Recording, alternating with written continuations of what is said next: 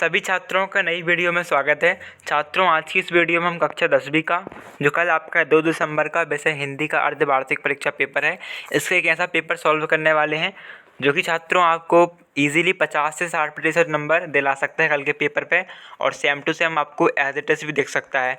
तो आपको एग्ज़ाम देने जाने से पहले इस पेपर को बहुत अच्छे से तैयार कर लेना है। आपके मैक्सिमम क्वेश्चन इसी पेपर से देखने को मिलेंगे। तो आइए सॉल्व करते हैं।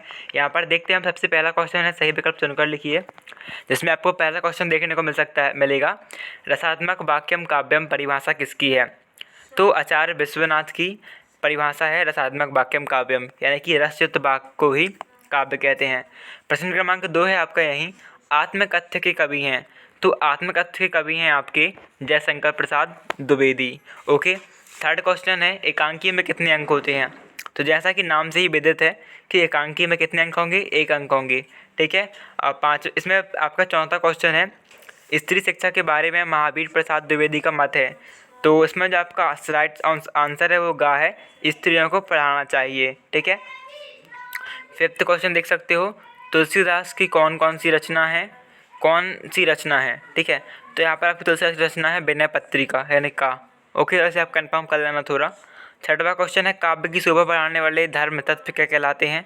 तो यहाँ पर आपका एक आंसर मिसिंग है, यहाँ पर आपका अलंकार आना था। ठीक है, आप सिंपली से नोट कर लो। यदि आप क्वेश्चन आता है आपको टिक क्या करना है, अलंकार। ओके।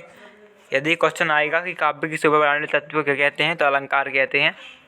देन इसके बाद हम देखें आपके खालिस्तान रिक्त स्थान की पूर्ति कीजिए। तो पहला क्वेश्चन है, पंचवटी खालिस्तान समास का उदाहरण है। तो पंचवटी जो आपका उदाहरण है वो द्विगु समास का उदाहरण है। ठीक है, क्या लिखोगे आप, द्विगु समास का उदाहरण है आपका पंचवटी। आभा फागुन खालिस्तान की है। तो आभा फागुन है आपकी अट नहीं रही। ठीक है, आभा फागुन अट नहीं रही लिखना है आपको, अट नहीं रही। आपका थर्ड क्वेश्चन है, कमायनी एक। तो कमायनी एक महाकाव्य है।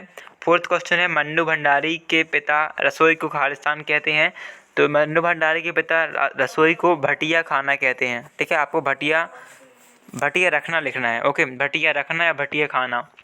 पांचवा है, छायावाद के कवि हैं। तो छायावाद के कवि हैं जयशंकर प्रसाद द्विवेदी। ओके।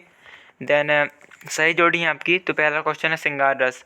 तो आपका श्रृंगार रस का जो आंसर मैच होगा, ठीक है, आप देख सकते हो, आपको श्रृंगार रस को मैच करना है यहाँ पर 5वें से, यानी कि रति स्थायी भाव श्रृंगार रस का।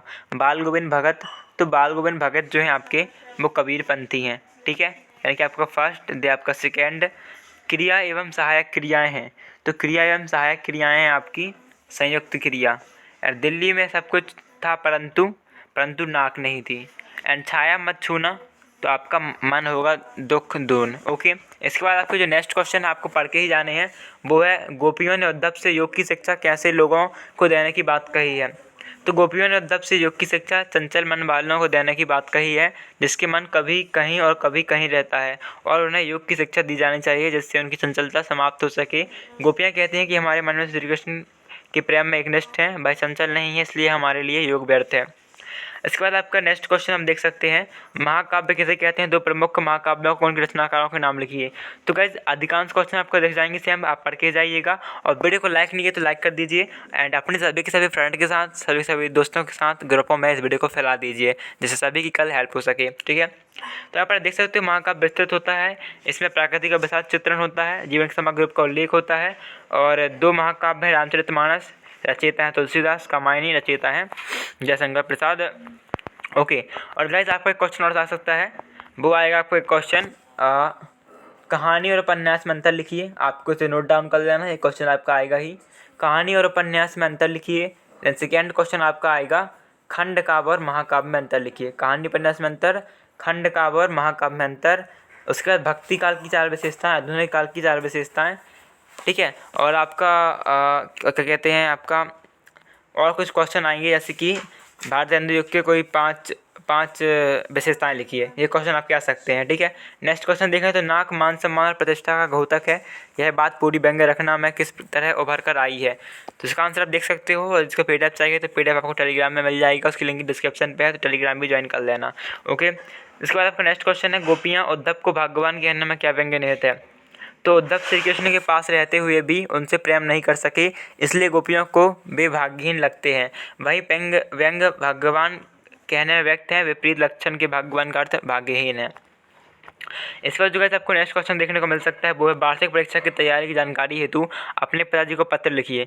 सबसे पहले आप अपना पता लिखोगे, जो भी पता हो आपका, दिनांक, और आदरणीय पिताजी सादर चरण स्पर्श, मैं यहाँ पर सकुशल हूँ, आशा है कि आप भी पूरी तरह से कुशल होंगे, एंड मेरी परीक्षा निकट आ रही हैं, मैं समय से अध्ययन में जुट गया हूँ, और जो भी आप लिख लीजिएगा, एंड आपका गृह पत्र जो भी आपका नाम हो आप डाल लीजिएगा।